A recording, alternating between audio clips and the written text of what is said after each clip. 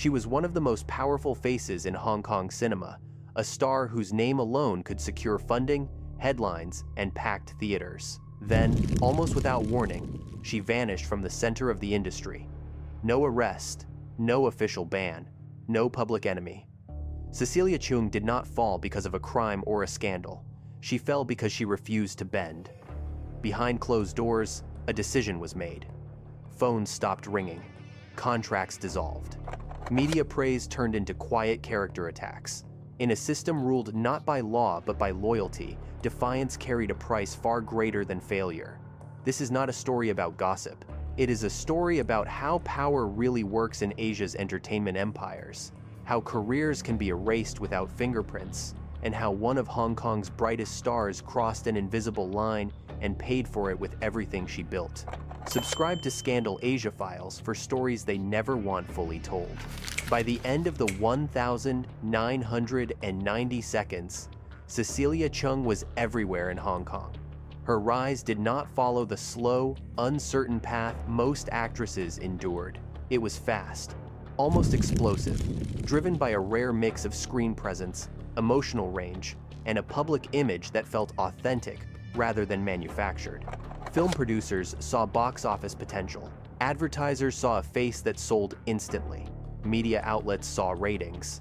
Within a few short years, her name alone could secure financing for a project, a level of influence very few young actresses ever reached. At that moment, she was not just a star, she was an asset. But Hong Kong's entertainment industry was never built to let assets believe they had power.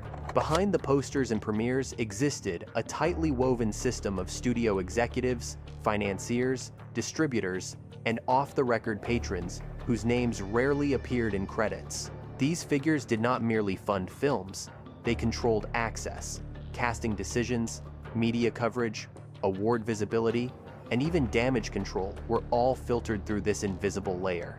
The system rewarded compliance and punished unpredictability. Success was permitted, but independence was not. This was the era of unwritten rules. No contracts spelled them out. No legal documents enforced them. Yet everyone in the industry understood them clearly.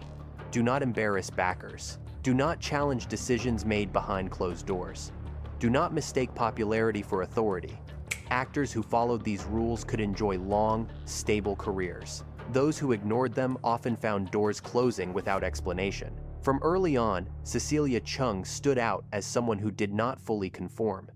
Publicly, this was framed as confidence, even courage. She spoke openly in interviews, resisted excessive image polishing, and displayed a blunt honesty that fans found refreshing. Privately, however, these traits raised concerns among those who valued control above all else. Insiders described her as difficult to manage, not because of professionalism or talent, but because she did not instinctively defer. As her fame grew, so did the tension. In an industry where leading actresses were often expected to maintain carefully curated relationships with powerful sponsors and senior figures, Cheung's distance from these dynamics became noticeable. She was successful enough to believe she could negotiate on her own terms.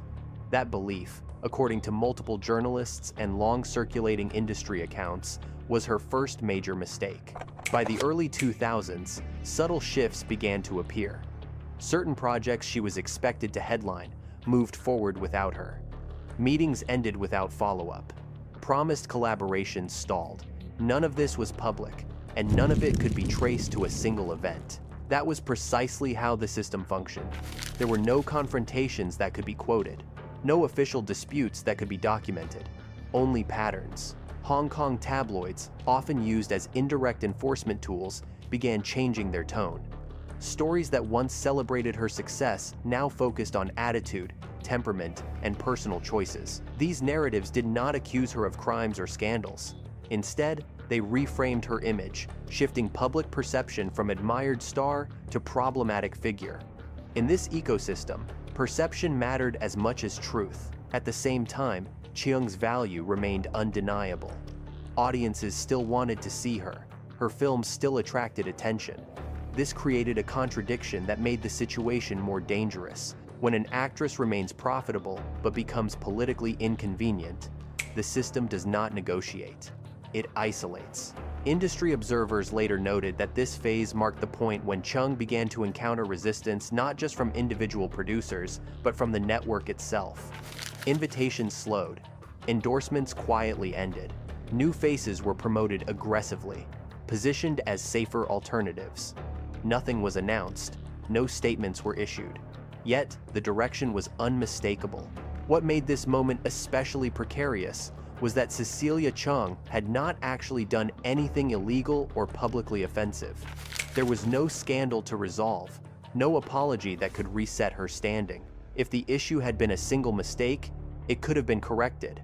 But the problem was structural. She was perceived as someone unwilling to fully submit to the hierarchy that governed Hong Kong's entertainment elite. This distinction matters because it explains why recovery would later prove so difficult. Careers destroyed by scandal can be rebuilt through time, image repair, or shifting markets. Careers undermined by power structures rarely receive that opportunity. Once an artist is classified as uncooperative, every future decision is filtered through that label. By the time the public began noticing her reduced presence, the outcome had already been decided behind closed doors. The machinery had started moving quietly, efficiently, and without witnesses. What looked like a gradual decline from the outside was, in reality, the early stages of a calculated withdrawal of support. The rise was real. The talent was unquestionable. But in Hong Kong, those qualities were never enough. And as Cecilia Cheung would soon discover, defying unseen authority did not require a public rebellion. Sometimes, simply refusing to bend was enough to change everything. The shift became impossible to ignore in the mid-2000s, when Cecilia Cheung moved from being selectively sidelined to being systematically avoided. From the outside, it looked confusing. There was no scandal driving the change, no legal trouble, no sudden collapse in popularity. Yet producers who once competed for her availability now hesitated, citing vague concerns about scheduling, tone, or market direction. These explanations were deliberately unspecific. In Hong Kong's entertainment system, clarity was dangerous. Ambiguity was protection. According to long-standing industry reporting, this period coincided with what insiders described as a refusal to cooperate with a powerful backstage figure or network tied to financing and distribution. No official record exists of a single confrontation. There are no leaked recordings or documented disputes. What exists instead is a remarkably consistent pattern of accounts from journalists, former managers, and anonymous industry sources who all describe the same outcome following the same type of behavior. A star declines to comply. The system responds. It is critical to state clearly that claims of a direct verbal clash remain unproven and should be understood as industry rumor rather than established fact. What is verifiable is the timing. Opportunities evaporated rapidly after this alleged period of resistance. Contracts that were once assumed to be routine were no longer offered. Projects moved forward without her name attached. Advertising brands that had previously renewed endorsements chose not to continue, often without explanation. This was not a ban in the formal sense. Hong Kong rarely used explicit blacklists because they created records, witnesses, and potential backlash. Instead, influence flowed through quiet coordination. When one major studio stopped calling, others followed. When one distributor labeled a project risky due to non-creative concerns, the message spread. No instructions needed to be written. Everyone understood what was happening. At the same time, the media environment shifted sharply. Entertainment coverage began emphasizing Cecilia Cheung's personality rather than her work. Words like temperamental and difficult appeared more frequently, framed as insider knowledge rather than accusation. These narratives served a specific function. They justified exclusion without naming power. If she was difficult, then removing her was simply a business decision, not a political one. What made this phase particularly ruthless was its speed. Careers in Hong Kong typically decline slowly. A star ages out of leading roles or fades as trends change. Cheung's descent did not follow that arc. It felt abrupt. One year she was central to the industry. The next, she was peripheral. Observers later described it as a switch being flipped rather than a door slowly closing. Behind the scenes, producers faced a calculation.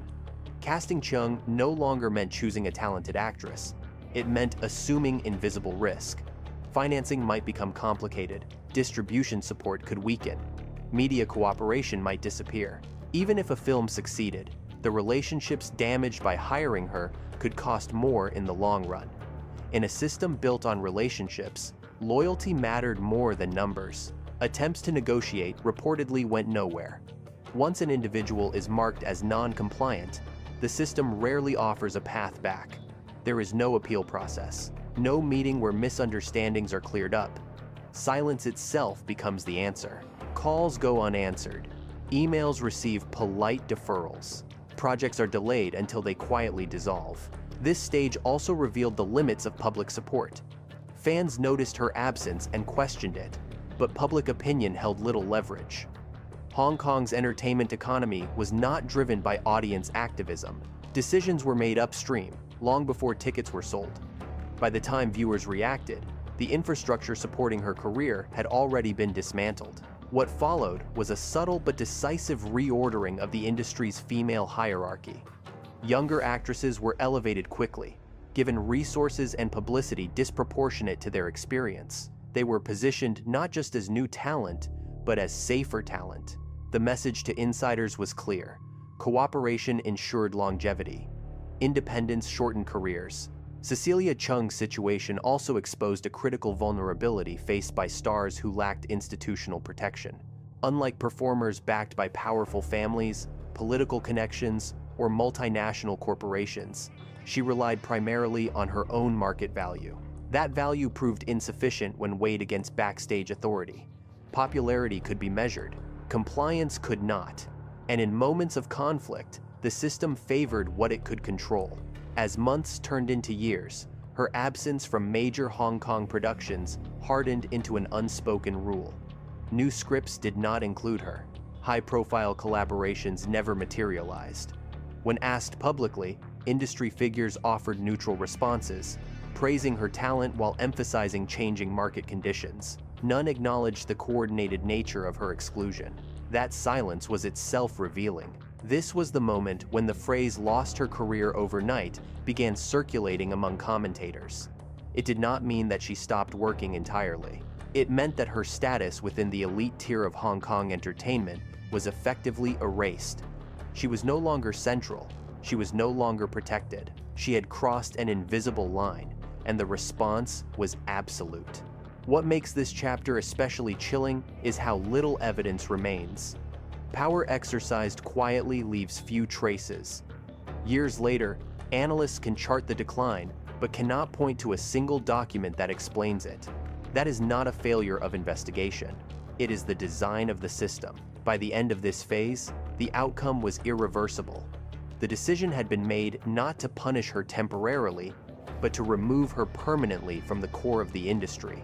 And while the public continued to debate rumors and speculate about causes, the machinery behind the scenes had already moved on, leaving Cecilia Cheung on the outside of a world she once dominated. By the time the late 2000s arrived, the consequences of the silent decision were no longer subtle. Cecilia Cheung was still famous, still recognizable, still discussed. Yet she no longer occupied the center of Hong Kong's entertainment universe. Her absence from major productions had become normalized, explained away as personal choice or shifting trends. In reality, it reflected a completed process. The system had finished distancing itself. Attempts to re-enter the elite circle met invisible resistance. Meetings took place, but momentum never followed. Scripts arrived without financing. Financing appeared without distribution. Distribution existed without promotion. Each step stalled just enough to prevent revival while avoiding accountability. From the outside, it looked like bad luck. Inside the industry, it was understood as policy. This period also revealed how permanent such outcomes could be. In some cases, artists who fell out of favor were later rehabilitated after public apologies or strategic alliances. That path never materialized here. Whatever line had been crossed was not one that could be uncrossed. Silence from power was not an invitation to negotiate. It was the final answer. Cheung adapted by shifting her focus. She explored opportunities beyond the Hong Kong core, including television, work, and projects connected to mainland markets. These moves kept her active, but they did not restore her former leverage. The distinction mattered. She remained visible, but she was no longer influential. In an industry where power determines longevity, visibility without protection is fragile. Observers often misinterpreted this phase as a comeback attempt. It was not, it was survival. Without access to the machinery that elevates and sustains stars, even established names must operate on the margins. Choices become narrower. Risk tolerance disappears. The freedom once associated with stardom is replaced by caution. Her experience also reshaped how others behaved. Younger actresses entering the industry were quietly advised to study what happened. The lesson was not framed as punishment, but as inevitability. Talent could bring success. Popularity could attract attention. Neither could override hierarchy. Those who complied prospered.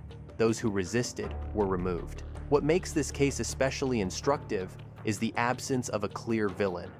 There was no public antagonist to blame, no lawsuit to examine, no statement to dissect. Power functioned as an environment rather than a person. Decisions emerged collectively, reinforced through shared interests rather than commands.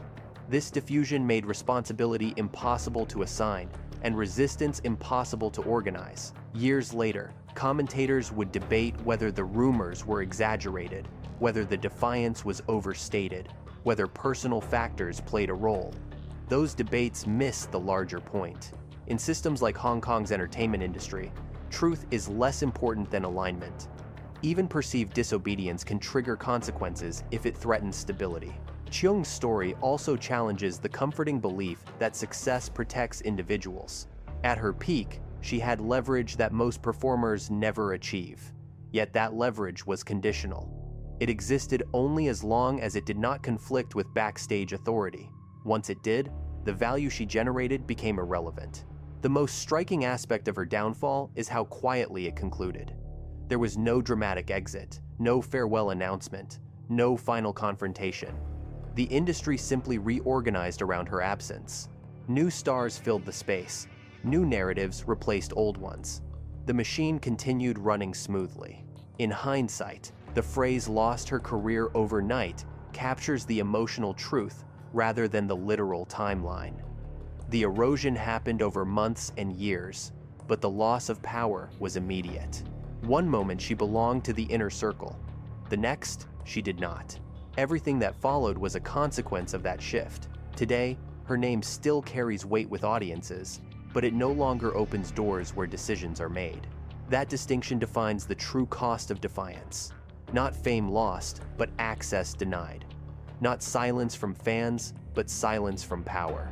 Her case remains one of the clearest examples of how modern entertainment systems discipline individuality without leaving fingerprints. It is a story not of scandal, but of structure, not of collapse, but of exclusion. And for those who understand how these industries really operate, it serves as a reminder that the most decisive battles are often the ones never seen. Cecilia Cheung did not disappear because audiences rejected her. She disappeared because power did. Her story proves that in tightly controlled industries, success is conditional and independence is dangerous. There was no courtroom, no verdict, no apology that could restore what was taken. Only silence, only exclusion, and only a warning left behind for those who came after her. Talent may open doors, but obedience keeps them open. For more investigations into hidden power, silent purges, and careers erased overnight, follow Scandal Asia Files.